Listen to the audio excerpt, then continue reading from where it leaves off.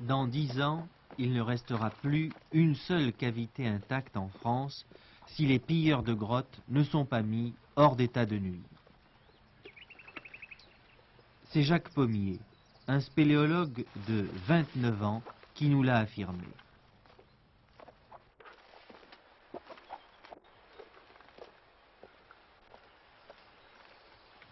Il est géologue de formation et spéléologue par passion. Il a de bonnes raisons pour être inquiet. Les exemples qu'il nous donne sont significatifs. Nous nous trouvons devant la nécropole préhistorique de la Médecine que j'ai eu la chance de découvrir en 1959. Dans cette nécropole, qui remonte à l'époque néolithique, c'est-à-dire dont le gisement date de 5000 ans, il y a eu au moins une centaine d'individus qui ont été inhumés. Malheureusement, la caverne n'a pu être fouillée que très superficiellement et des vandales n'hésitent pas à pénétrer dans la caverne pour aller faire des fouilles clandestines. Par exemple, voici des traces laissées, des fragments de piles, du tissu qui a pu servir à envelopper des objets, des silex, des haches en pierre polie ou des lames de silex qu'on trouve en quantité énorme dans la caverne.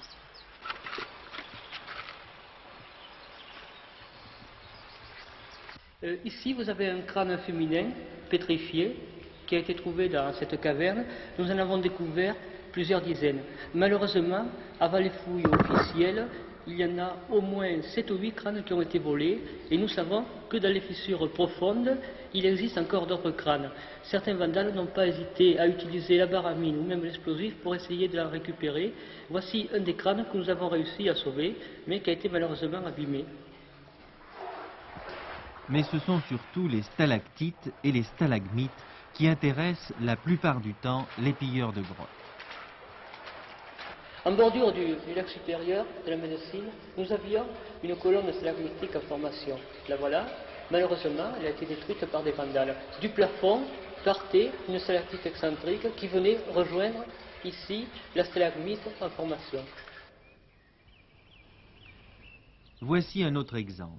La grotte de Saint-Pierre, toujours dans l'Aveyron, comme elle abrite la source alimentant 2 villages, elle est fermée à clé et pourtant cela n'empêche pas les vandales de s'y introduire par effraction. Oui, mais pourquoi vous fermez comme ça? Eh bien on ferme parce que plusieurs, je sais pas moi, des vandales ou je sais pas comment vous les appelez, des spéléologues amateurs, ils vont dans la grotte pour enlever les stalagmites ou les stalactites, je sais pas moi. Les stalactites et les stalagmites mettent très longtemps à se former. Pour certaines, il faut plusieurs siècles. Leur pillage a donc des conséquences graves, car la grotte, une fois dépouillée de ses concrétions, est défigurée à jamais. Jacques Pommier explique pourquoi les concrétions sont si recherchées. Ces concrétions sont très recherchées pour décorer les vitrines ou bien pour les amateurs au point de vue collection minéralogique. Et ça a de la valeur? Oui, mais je ne vous dirai pas le prix de valeur de chaque concrétion, justement pour éviter le pillage des cavernes. Et est-ce qu'il y a beaucoup de pillages dans toutes les cavernes de France de ce genre ou non? Est-ce que c'est très important? Il faut compter à l'heure actuelle de la région d'Écosse sur 4000 grottes, 3000 grottes vandalisées. Alors on retrouve ça où? On retrouve ça chez des vendeurs de minéraux ou bien sur le marché noir. Bédéiac, au pied des Pyrénées, est l'une des 90 grottes françaises où l'on trouve des gravures et des peintures préhistoriques de grande valeur. Certaines remontent à 10 ou 12 000 ans avant Jésus-Christ. Malgré cela, certains visiteurs, par bêtise ou le plus souvent par désinvolture, n'hésitent pas à les défigurer en y inscrivant des graffitis dessus.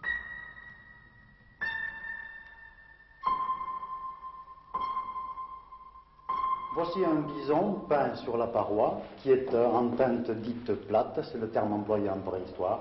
Il est en position oblique, vous avez sa tête qui est ici, ses pattes avant, vous les devinez à cet endroit, Voici la bosse du bison, la croupe étant ici, mais vous avez là un exemple typique et frappant de déprédation dans les cavernes. Vous avez un personnage qui est venu inscrire son nom ici, mais non en peinture, il l'a fait par raclage, par gravure avec une pierre très certainement. C'est un dénommé Benedetti qui a écrit son nom ici sur le bison.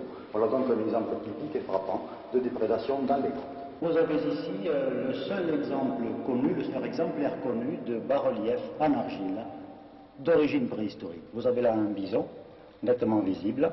Alors pour en revenir aux déprédations dans les cavernes, voici maintenant un autre exemple.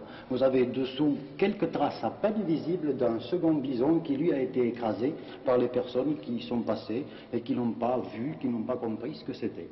Donc nous revenons là-dessus, il faut préserver, il faut fermer ces parties de cavernes au public.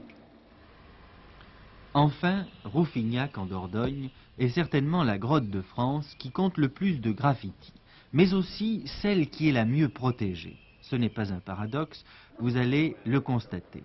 La grotte la mieux protégée, car la visite s'effectue en petit train. Les visiteurs ne descendent pratiquement pas et le guide commente à l'aide d'un porte-voix tout en conduisant le train.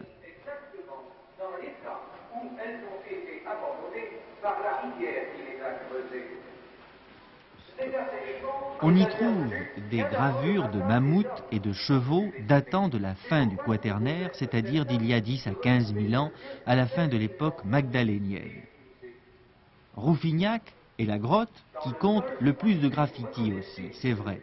Mais ils ont été tracés entre le XVIIe et le XIXe siècle. Ils ont ainsi acquis une valeur, certes anecdotique et historique, mais dont les amateurs de peinture préhistorique d'aujourd'hui se dispenseraient fort bien.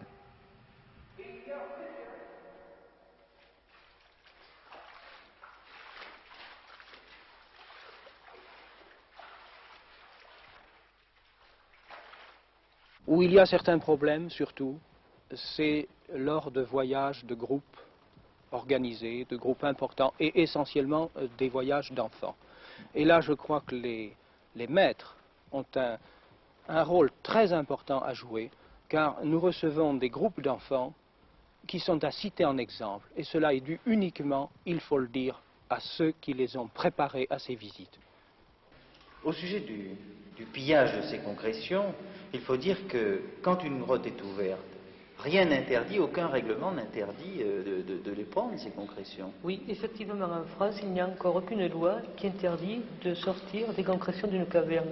Mais il serait souhaitable que les cavernes qui constituent un champ d'investigation énorme pour les scientifiques soient considérées absolument toutes comme des milieux protégés et qu'une loi interdise de sortir des concrétions et surtout d'en faire commerce. C'est donc la bêtise, le vandalisme et le plus souvent le profit qui conduisent certains individus sans scrupules à défigurer l'un des patrimoines artistiques les plus anciens du monde. Alors, il faudra bien qu'un jour ou l'autre, des mesures efficaces soient prises pour mettre fin à leurs agissements et que leurs complices qui écoulent les objets volés soient sévèrement punis.